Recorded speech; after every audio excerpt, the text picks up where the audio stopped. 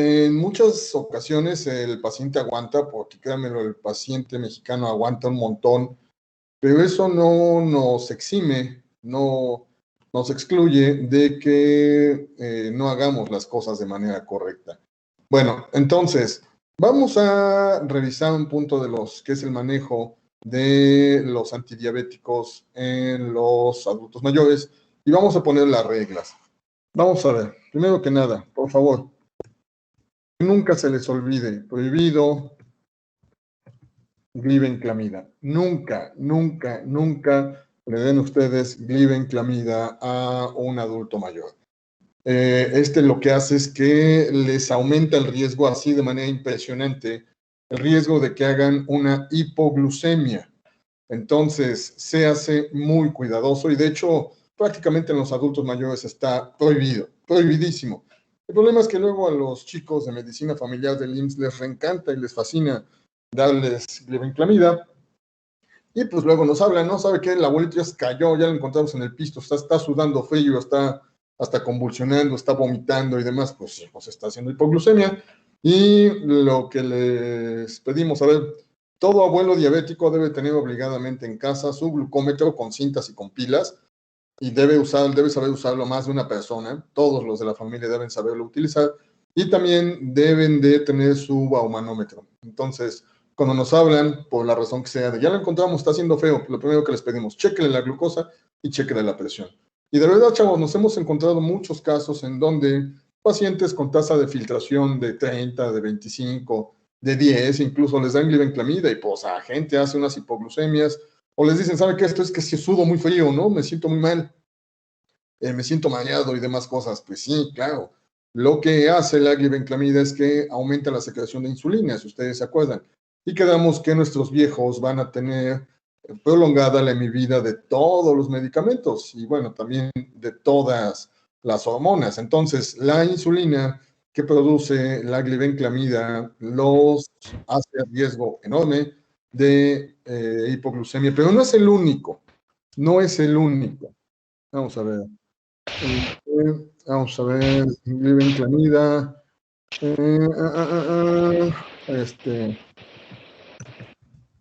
Glimepirida, vamos a ponerle un asterisco.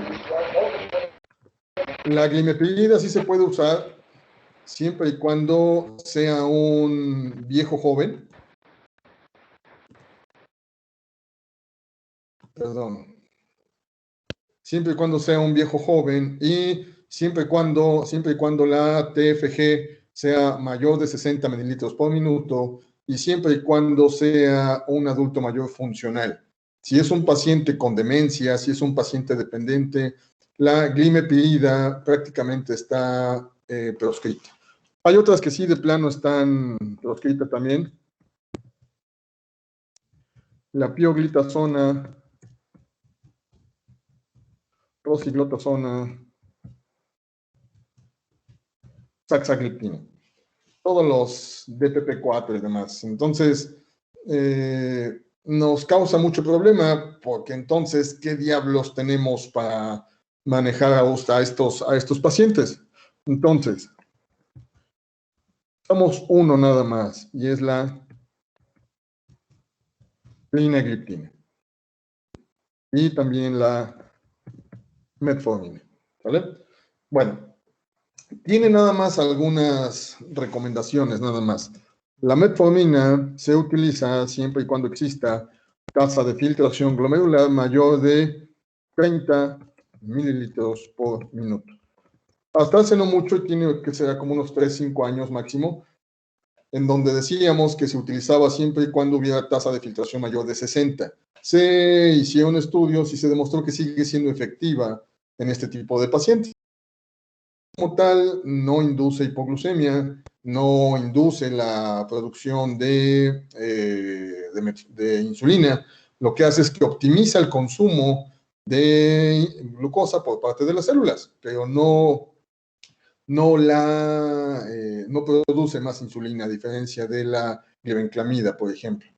Entonces, el único detalle con la metformina es que en algún punto causa intolerancia gástrica y además en nuestros viejos les causa también cuando ya está menos de 30 y la gente lo sigue utilizando, tienen altísimo riesgo de que hagan acidosis láctica. Es una condición metabólica bien cañona, en donde la gente acaba en terapia intensiva y pues algunos ya ni siquiera salen.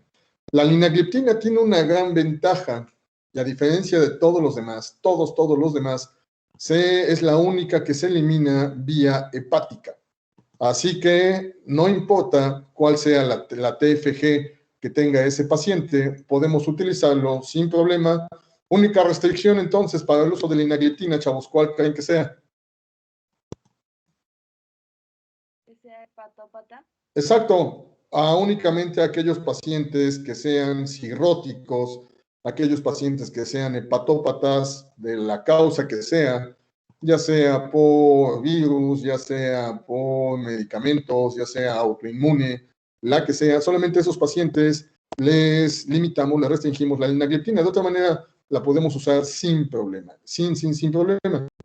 Y es más frecuente, bastante más frecuente que la gente tenga falla renal a que hagan falla hepática. Sin embargo, si de repente en algún momento les va a tocar a algún paciente, en ellos sí, entonces está prohibida la linagliptina. Buzos con eso. Hay otro medicamento que usamos también, nada más que nos causa también intolerancia gástrica. De hecho, lo vamos a revisar más adelante. Y utilizamos acarbosa. La acarbosa lo que hace es que va inhibiendo la absorción de glucosa, lo hace de manera, es un inhibidor de las alfa-glucosidasas, y entonces evita que la gente haga picos de glucosa. Nos va bastante bien con ella. El único detalle, chavos, es que en casi todos los pacientes en algún momento causa meteorismo, causa flatulencia, y por eso el paciente la abandona. Sin embargo, es una excelente opción, tampoco no nos da riesgo de hipoglucemia y es en general bastante noble, es relativamente, más o menos accesible, no es tan costosa como la linagliptina, por ejemplo, más o menos va en costo con la metformina, a lo mejor un poquito más alta, pero es una excelente opción. Ya lo vamos a revisar más adelante. Bueno, eso es entonces en lo que toca a los orales. Ahora vamos con las insulinas.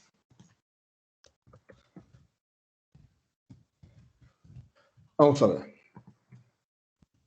Prohibida insulina de acción rápida. Únicamente se justifica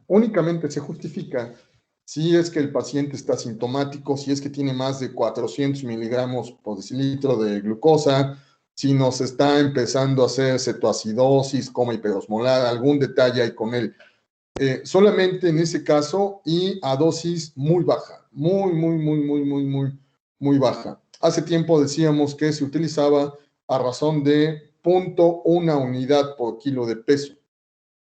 Y de hecho había gentes que la utilizaban a 0.01 unidad por kilo de peso. ¿Qué significa? Que para un paciente de 70 kilos, por ejemplo, a lo mejor lo máximo que le ponemos son 7 unidades, 6 unidades nada más, suavecito. Les comento esto, chavos, porque me han tocado abuelos, me han pedido valoraciones para abuelos que les chutan 45 unidades de insulina de acción rápida. Pues por supuesto que la gente se le baja la glucosa de volada, pero después se sienten muy mal y tenemos que dejarlos hospitalizados con infusión de glucosa del 50%, y estamos ahí vigilando. Entonces, mejor no le jueguen al valiente. Al igual que en la insulina de acción rápida, está prohibida la intermedia. Hay diferentes tipos de insulinas intermedias, la NPH, hay diferentes combinaciones incluso en el mercado. Hay algunas que tienen insulina rápida con insulina intermedia, de diferentes tipos, pero también por regla están prohibidas. La única insulina que usamos en ellos es ultralenta, que básicamente son de dos tipos. La más común es la insulina glaragina, y la otra que se llama detemira, que es menos frecuente, pero bueno, también la hay en el mercado. Sin embargo, la de batalla la que utilizamos es glargina. Esta insulina es ultra lenta, la posibilidad de que los abuelos nos hagan hipoglucemia, digo, siempre está latente, sin embargo es muy baja, muy baja. Aquí el único detalle a tener en consideración es que la gente no puede omitir ni por accidente, nunca puede omitir ninguna comida. Le tenemos que insistir mucho en que aunque sea poquito, pero tiene que comer todo el tiempo. Acuérdense que, bueno, ya lo platicaremos, a veces incluso hasta les dividimos la dieta en vez de 3 comidas grandes, que hagan 5 comidas pequeñas. Y de esa manera, entonces, disminuimos el riesgo de que nuestros viejos nos hagan hipoglucemia y lo podemos utilizar incluso con tasas de filtración glomerular bajas, como ocurre con los nefrópatas. En algún momento, chavos, con pacientes francos nefrópatas con franca falla renal crónica, pasan a un proceso que se llama fase de autocontrol. Sin embargo, esto pasa cuando la gente regularmente ya está en diálisis o en hemodiálisis. Y ahí sí, ya les quitamos entonces la insulina, porque si la seguimos administrando, la gente empieza a hacer hipoglucemias. Entonces, eso nos indica que la poca insulina que produce el páncreas se queda dando vueltas, tiene una hemivida muy prolongada y suficiente para que el paciente se mantenga estable. Insisto, único inconveniente es que la gente pues ya está en franca falla renal crónica. Insisto, ya están estas personas en terapia de sustitución de la función renal. Ok, hasta acá, ¿vamos bien? ¿Alguna duda? Doctor, yo Dime. tengo una duda. Dime. ¿Qué pasó? Con respecto a la linagliptina, ¿cuál sería la dosis? Y en caso de que tenga alguna hepatopatía muy... ¿En caso de que tenga qué, hija? ¿Ya se considera el cambio? En caso de que tenga qué, cierto grado de insuficiencia. En caso de que tenga insuficiencia hepática, pero como comenzando o así, ¿tendríamos que ya cambiarle el medicamento o todavía podríamos administrarlo, pero a dosis más bajas? Bueno, la linagliptina viene en tabletitas de 2.5 y de 5 miligramos. Entonces, acuérdense de la regla, go low, go slow. Empezamos con 2.5 miligramos una vez al día y vamos subiendo. Hubo un detalle nada más, y es que hay desabasto de linagliptina en este momento. Yo, de hecho, a varios pacientes que estaban con ella, tuve que pasarlos a insulina. Obviamente la gente me reventó la madre y me escupió casi, pero pues es que ni pex, ¿sale? Ya en el momento en que se regularice el abasto, pues ya podremos regresarlos a la linagliptina. Pero insisto, siempre la dosis más baja, y de hecho son en las que vienen, ¿no? 2.5 y 5 miligramos. Hay una presentación que se llama Trayenta Duo, ese es el nombre comercial de la linagliptina, que viene también con metformina. A mí me gusta, yo prefiero que la tomen por separado. Me es más fácil manejarlas así y además les resulta más económico. Es más barata la linagliptina sola que aquella que viene con metformina. Y además, insisto, la metformina sola genérica es muy accesible. Le sale a la gente 30, 50 pesitos para el mes. Bastante accesible. ¿Vale? Pero ya en su momento vamos a platicar de ello con mucho más detalle. ¿Algo más? ¿Alguna otra duda? Gracias. Con gusto. ¿La glimepirida cómo dijo que se administraba?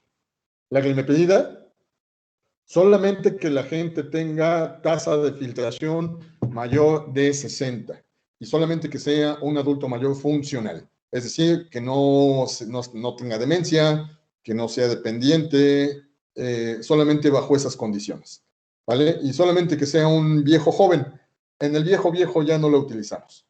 Les voy a enseñar más adelante los esquemas, las cosas que hacemos para controlar a la gente, porque parte bien importante de esto es la dieta, ¿no?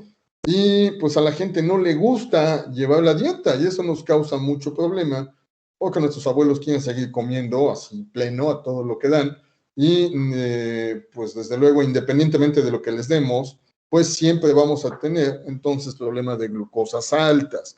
El problema es que la gente se habitúa, ¿no? Y dice, no, pero si yo no me siento mal, realmente yo estoy bastante bien. Bueno, lo que pasa es que en ese momento no se siente mal. Pero acuérdense, la diabetes va dañando de a poquito. Y es entonces cuando pues, los abuelos acaban con el riñón deshecho. Bueno, en general los abuelos, la gente de la edad que sea, con el riñón deshecho, por ejemplo, a causa de neuropatía, ¿vale? ¿Algo más? ¿Ya le seguimos con los antihipertensivos? Bien, entonces, bueno. Bueno, ya platicaremos también con bastante más detalle. Cuando estemos en esto, nada más hay algunas consideraciones. Una, nunca iniciar con combinaciones. ¿Qué significa, chavos? Que las combinaciones las vamos a reservar para aquellos pacientes que no han respondido al manejo inicial. En ellos sí les vamos a dar ya entonces a lo mejor su telmisartán con amlodipino o losartán con felodipino si es que no tienen recursos o algo así, pero inicialmente siempre vamos a iniciar con uno solo. Acá en los viejos preferimos los A2. La razón es muy sencilla. Una, costo. Y además los IECAS, todos los IECAS, producen tos seca.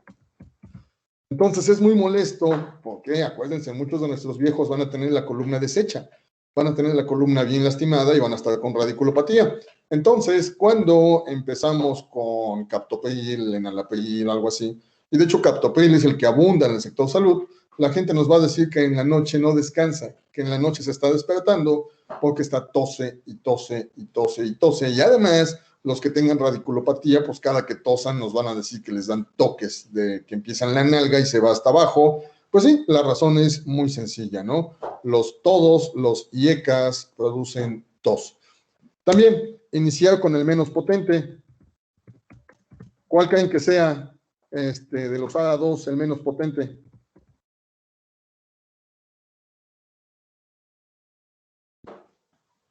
¿Cuál de ellos? ¿Losartán? ¿Cuál? ¿Losartán? No te escucho, nomás te escucho el tan. Losartán. ¿Cuál? Losartán, doctor. El losartán, exacto.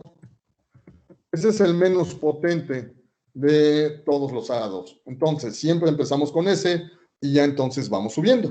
Ya tan igual en su momento ya hemos platicando de la escala.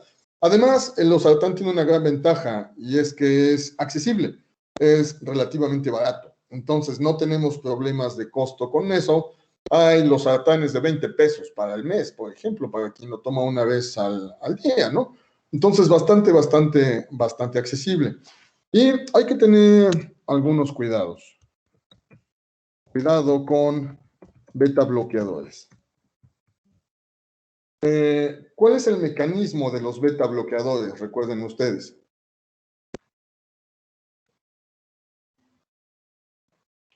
¿Cómo funcionan? Bloquean los receptores beta adrenérgicos. Sí, pero ¿cuál es su efecto?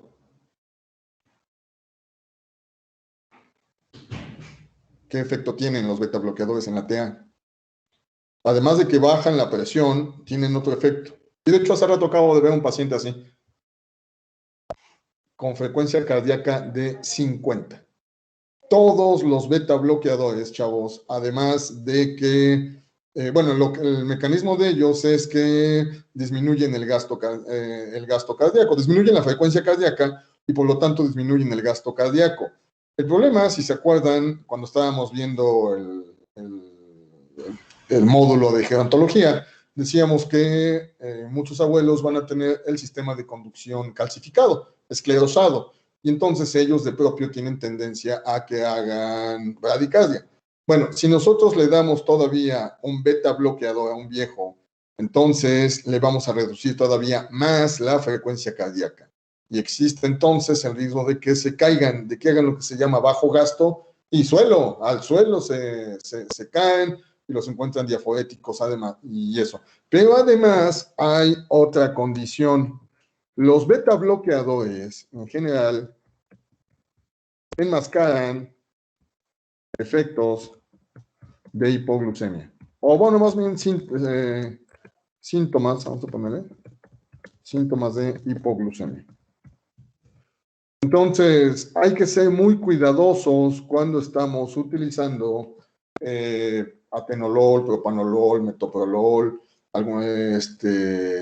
bisoprolol, alguna de esas cosas, porque no vaya a ser la del diablo que el abuelo esté con 40, 50 de glucosa y ande como si nada, pero también no se nos vaya a caer en una de esas. Entonces, sean muy, muy, muy, muy, muy, muy cuidadosos. Luego, en los viejos, acá. En los viejos, prohibido prazosina.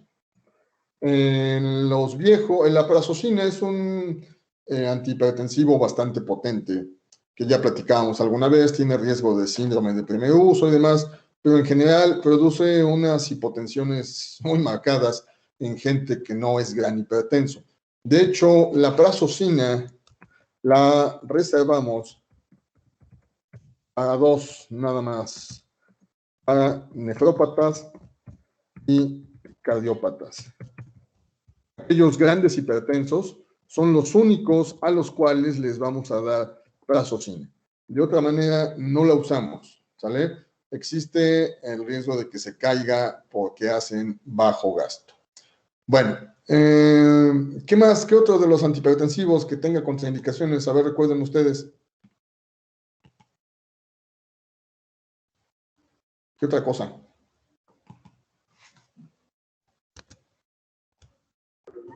¿Se puede utilizar calcio antagonista?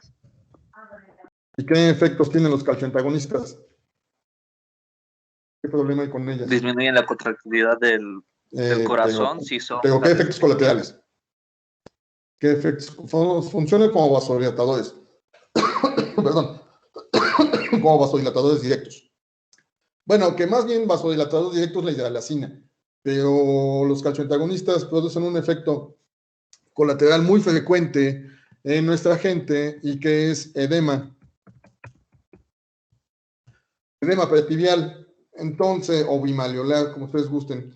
Entonces, de repente la gente empieza con sus patitas hinchadas y esta es una de las principales causas por las cuales luego quien no sabe manejar viejos les mete diurético y no nos gusta. Mejor lo que hacemos, acuérdense, reducimos la dosis, ¿no? O lo cambiamos. Vemos que, entonces, todas estas consideraciones a tener en cuenta en los viejos. Luego, perdón, ya que andamos en estas cosas, vamos con el uso de los diuréticos. Para empezar, todos los diuréticos están prohibidos, tienen riesgo de desequilibrio hidroelectrolítico, de hipotensión, de hiponatremia, y dependiendo del tipo que le hayan mandado, hasta una hipercalemia. El problema, chavos, es que, insisto, son bien frecuentes. Entonces, de hecho, también están prohibidos los de ASA. ¿Cuáles son? ¿Cuáles son los de ASA? ¿Cuál, perdón? Furosemida. ¿Y cuál más? ¿Cuál más, aparte de la furosemida? Su hermana grandota, de 20 a 40 veces más potente. ¿Cuál es?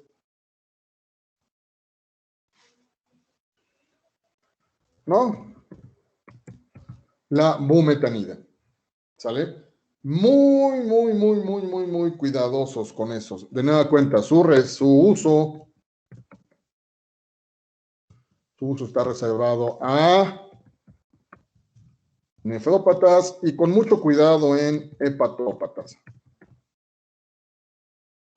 Y cardiópatas también, perdón. Aquellos pacientes que van a hacer grandes edemas. En ellos son en los que vamos a utilizarlo y hasta eso con mucho cuidado. Pero estos pacientes tienen una condición especial, ¿no? Regularmente son grandes hipertensos, manejan sobrecargas de volumen bien importantes, muchos de ellos tienen ingesta de sal bastante alta, algunos de ellos incluso están desnutridos, van a tener disminuida la presión oncótica, hay fuga entonces de líquido del espacio intersticial hacia el espacio, del líquido, espacio intravascular hacia el espacio intersticial, entonces por eso la gente se hincha. Luego, además, si necesitamos algún diurético, el único que se permite, y hasta eso con mucho cuidado, es la hidroclorotiazida, siempre y cuando la tasa de filtración glomerular sea mayor de 60. Si tiene menos de 60, ni por accidente le damos hidroclorotiazida, ¿vale? También hay otros diuréticos que nos causan mucho problema. Ahorradores de potasio, ¿cuál es el más común?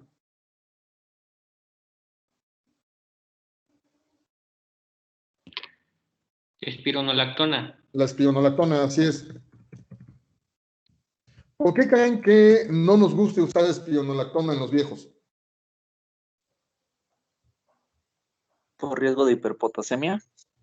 Hay riesgo de hipercalemia, ¿no? Y si de propio ya decíamos que los viejos tienen fibrosado el sistema de conducción y van a tener tendencia a la bradicardia, si nosotros les damos espironolactona y le subimos tantito el potasio, con eso más riesgo de que nos hagan bradicardia y de que se nos caigan. Hay otro también que le reencanta a los chicos del IMSS. La espironolactona tiene altísima tendencia de hipercalemia. La clortalidona, altísima tendencia de hiponatremia. Entonces sean muy cuidadosos, muy cuidadosos con esa cosa, porque si no, los viejos, una de dos, se nos deshidratan o bien les movemos los electrolitos de manera bastante importante, ¿vale? Entonces, buzos con este respecto. Y además, todos los diuréticos causan dislipidemia. Con el uso crónico, todos causan elevación del colesterol, elevación de los triglicéridos. Y entonces el problema es que si de propio nuestros viejos tienen ya muchos de ellos placas de ateroma en los vasos, si nosotros por el diurético que usamos le damos todavía otro llegue, chavos, yo he visto gente, por ejemplo, que a pesar de que cuida su dieta, tiene una dieta moderada, bien cuidada, anda con colesteroles de 300, triglicéridos de 250, y me dice la gente, oiga, pero yo no sé de dónde. No, acuérdense de la regla, enséñeme toda su caja de medicina, todas sus cajas de medicina, enséñeme todo lo que tome. Y ya entonces ahí nos encontramos, ¿no, chavos? Ya decimos, bueno, pues ya sabemos de dónde viene, ¿no? Realmente el problema es que, ¿cuánto tiempo tiene tomando hidroclorotiazida? No, pues que tiene tomando, la verdad, medio año. No, pues de ahí viene, ¿no? ¿Cuánto tiempo tiene tomando furosemida? No, pues un año tomando media tabletita. Pues de ahí viene el asunto. Entonces, el manejo de los diuréticos debe ser muy cuidadoso. Debemos asegurarnos que la tasa de filtración esté correcta. Hay que buscar en sí cuál es la causa del edema. Hay que buscar si está hipoalbuminémico el paciente y hay que revisar cómo está su consumo de sal. Todas esas cosas van a condicionar que la gente se hincha, ¿no? Desde luego corazón, hígado y riñón. Son las principales patologías que le pegan al edema. Bueno, y en los viejos también, sobre todo nuestras abuelas, insuficiencia venosa periférica. Tienen varices en miembros pélvicos y por eso vamos a estar cada rato con problemas de edema. Bueno, hasta acá entonces, ¿alguna duda? ¿Alguna pregunta? Doctor, ¿y qué pasa con las personas mayores que toman salbutamol? ¿Con las personas que usan salbutamol? Bueno, para empezar, eso lo hace también, digo, esa es otra cosa, ¿no? Pero eso lo mandan las gentes que no están acostumbradas a tratar a adultos mayores. A nosotros, cuidabuelos, no nos gusta el salbutamol porque produce taquicardia. Y si la gente, por ejemplo, tiene falla cardíaca y nosotros le chutamos salbutamol, pues se va a exacerbar la falla cardíaca. Entonces, utilizamos otras opciones que tienen menos tendencia a producir taquicardia, como el salmeterol. Y con esa se la lleva la gente bastante mejorcito. A dosis muy bajitas, ¿no? de 50 a 25.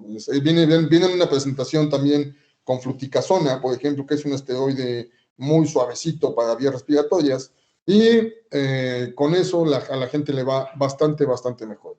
Pero en general tampoco el salbutamol. De hecho, vamos a hacer una tablita ya al final de los medicamentos misceláneos prohibidos, con los que hay que tener también mucho cuidado. Pero de estos, desde los que hemos visto hasta este momento, ¿alguna duda? Doctor, yo tengo una pregunta. Dime. Entonces, por ejemplo, si nos llegara un paciente geriátrico con la combinación con algún diurético, ¿lo ideal sería entonces retirar el diurético? Te escucho entrecortado, mija, nada más, de nuez, si es tan amable. Que en todo caso de que llegara un paciente con la combinación con un diurético, lo ideal sería quitarle el diurético y nada más dejarlo con el antihipertensivo. Así es, lo quitamos. Sí. Y además, chavos, hay una regla, y es que los diuréticos nunca en la noche. La razón es muy sencilla, ¿no? Si el abuelo está tomando furosemida, bumetanida, lo que sea en la noche, pues va a estar anión. Dos cosas: una, no descansa, se va a estar levanta al baño, y dos, en una de esas levantadas existe el riesgo de que se tropiece, se caiga y se fracture. Y chavos, no saben cuántas veces una caída es el inicio del fenómeno de bola de nieve, con el cual nuestro paciente se complica, se infecta, se ulcera y fallece. Entonces, por eso no nos gustan que se nos caigan nuestros viejos, ¿vale? Y sí, de hecho es muy frecuente, mija. A mí me toca bastantes veces en la semana encontrar un abuelo que le están dando, por ejemplo, y luego les dan de los más potentes, les dan telmisartán con hidroclorotiazida, el famosísimo Micardis Plus, y les dan hasta 25 miligramos de hidroclorotiazida. No nos gusta. Lo que hacemos es, le quitamos la combinación Plus y lo dejamos con el antihipertensivo solo. Y se van a encontrar con situaciones muy cajetas, ¿no? Luego me dicen, ay, no, pero es que apenas le compré la caja. Pues sí, mija, pero no lo puede tomar con eso, porque si no, hay riesgo de que se caiga y demás cosas. Entonces, no, dele su telmisartán solito, así nada más. Y sí, de verdad, yo creo que fácil a la semana me tocan 2, 3 abuelos que llegan con combinación de antihipertensivo con diurético. Pero eso pasa, chavos, en la gente, insisto, que no está habituada, que no está entrenada para manejar adultos mayores. Por favor, chavos, sean muy cuidadosos con los diuréticos, con los viejos. Por ahí hubo un tiempo, y de hecho es parte de, yo creo que de esa culpa o de esos estudios que se hicieron, que decían que la hipertensión sistólica aislada, que es con la que cursan nuestros viejos, respondía bien al uso de diuréticos. Sí, de hecho sí se puede, ¿no? Sí se puede. Sin embargo, ya tenemos demostrado que es más efectivo utilizar una combinación de, por ejemplo, la combinación más potente que hay es un ARA2 con un calcio antagonista. Esa es la combinación más potente que hay para bajarle la presión a la gente. Y si no se lo bajamos, algo está mal con él. Hay que investigarle cuál es la causa. ¿Vale? ¿Algo más, chavos? ¿Alguna otra duda? ¿Cualquier cosa? ¿Y qué pasa en pacientes que llegan con una crisis hipertensiva? En las crisis hipertensivas, bueno, tenemos ahí varias cosas. Igual vamos a platicar más adelante en la hipertensión. Primero que nada, a esos abuelos les damos isosorbide sublingual, primero que nada. Porque si le damos nosotros nifedipino sublingual, que por cierto hay gente que les da captopril sublingual, no sirve de nada esa cosa, No quiero ver a ninguno de ustedes moliendo su tabletita de captopril y poniéndoles la sublingual a los viejos, no ayuda de nada. A ellos lo que le damos es isosorbide. El isosorbide es un vasodilatador directo, también dilata las coronarias, dilata el resto de los vasos, nada más que tiene como efecto que produce cefalea. Entonces, les metemos su isosorbide y le checamos la presión a los 5 minutos. Muchos de ellos se van a estabilizar, muchos de ellos. Si no se ha estabilizado, entonces ahora sí, previo uso de isosorbide, ya les ponemos nifedipino debajo de la lengua. Nunca le pongan ustedes, chavos, nifedipino sublingual directo a un viejo, sin antes haberle puesto isosorbide. Digo, sí se puede, Sí se puede, de hecho, pues hemos visto chorros de pacientes que así les manejan las crisis, pero es bien arriesgado, chavos. El riesgo de que te hagan espasmo de las coronarias y que te hagan un síndrome coronario agudo, lo que coloquialmente conocemos como Zika, síndrome coronario agudo, y que empiecen con dolor precordial y demás cosas, es bien cañón.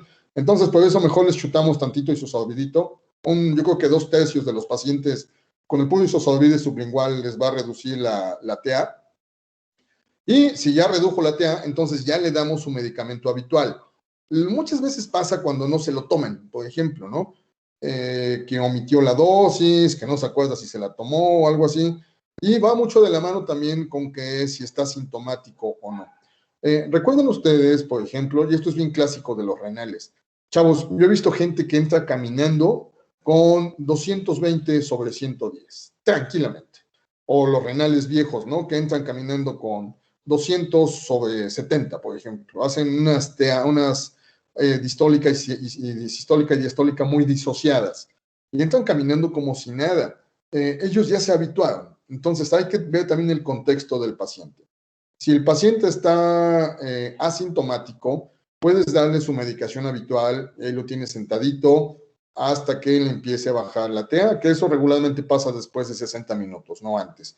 Pero si está sintomático, entonces sí tienes que chutarle algo de manera inmediata, ¿vale? Eso es bien importante, bien importante. Acuérdense, la gente, los grandes hipertensos van compensando y toleran bastante bien, bastante bien, y te pueden llegar con presiones altísimas y a muchos de ellos, en el momento en el que los estabilizas, se sienten mal, lo detectan sus vasoreceptores como si fuera una hipotensión. Entonces algunos empiezan con cefalea, náusea y demás cosas. Por cierto, chavos, el isosorbide es tan potente, tan potente, que a la gente puede que le cause cefalea debido a que le dilata también los vasos de la cabeza.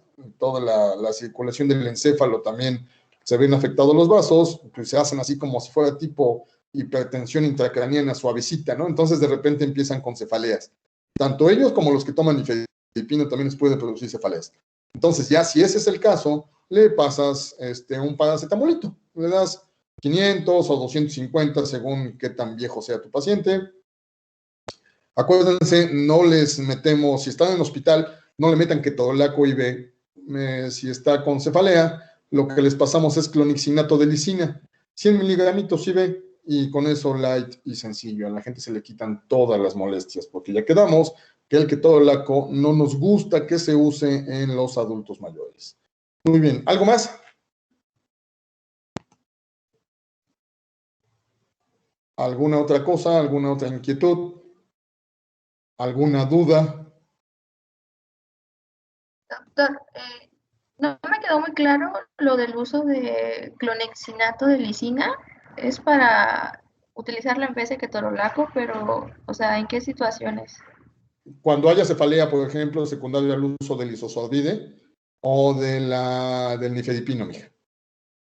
¿Sale? Digo, porque si lo tienes en el hospital o está en la consulta, muchos lo que le meten es, si no lo tienes canalizado, después de que le empieza a doler, le meten ketorolaco sublingual.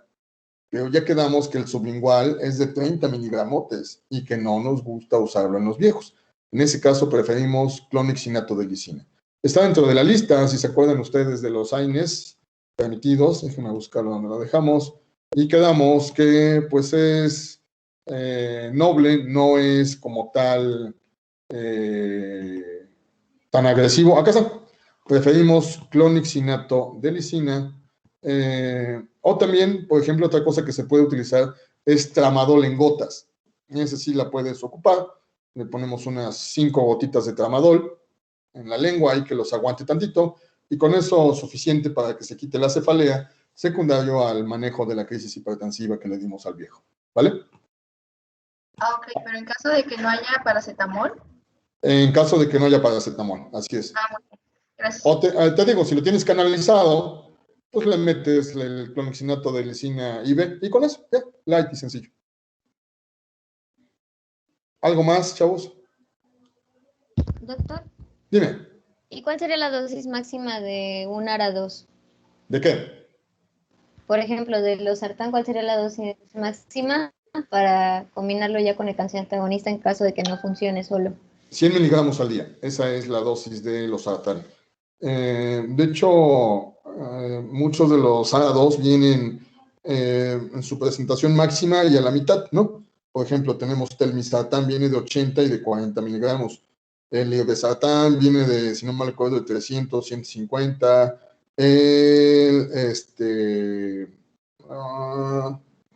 Se me olvidó el nombre de olmesartán viene de 40 y de 20. Y así, pero siempre iniciamos con la dosis más bajita y luego ya le vamos subiendo. Y ya si no lo alcanzamos a pesar de esa dosis, entonces ya hasta entonces iniciamos la combinación. Antes no, ¿vale? Insisto, nunca se usa una combinación de inicio. Nunca. ¿Sale? Les produce unas hipotensadas bien cañonas y la gente se cae, hace síncope y por eso no nos gusta. ¿Algo más, chavos? ¿Alguna otra cosa? Ya más adelante vamos a platicar del edema, por ejemplo, en los viejos. Si el abuelo está hipoalbuminémico, independientemente de lo que le des, va a estar con edema. Entonces, a esos pacientes tienes que corregirles la hipoalbuminemia. Regularmente están desnutridos, ¿no? Entonces les damos caseinato de calcio, si es nefrópata, les damos sus latitas de suplementos especiales para paciente renal, y con eso en un mes más o menos le elevamos un cachito. Les damos la clara de huevo, así tal cual, le quitamos la yema y que se chute 2 claras de huevo al día, como mínimo. Luego la gente nos reescupe, sabe re fea, que no le puede poner sal. No le puede poner sal, así, tal cual. Pero eso es una medida bastante efectiva para que le subamos la albúmina a la gente. Ya platicaremos más adelante de eso, ¿sale? ¿Algo más, chavos? ¿Alguna otra duda? ¿Algo que no se haya entendido bien? ¿No? Bueno, vamos a dejarla por hoy hasta acá. El día de mañana, quien guste, está invitado a la sesión de fundamentos de hemodiálisis y quien guste también está invitado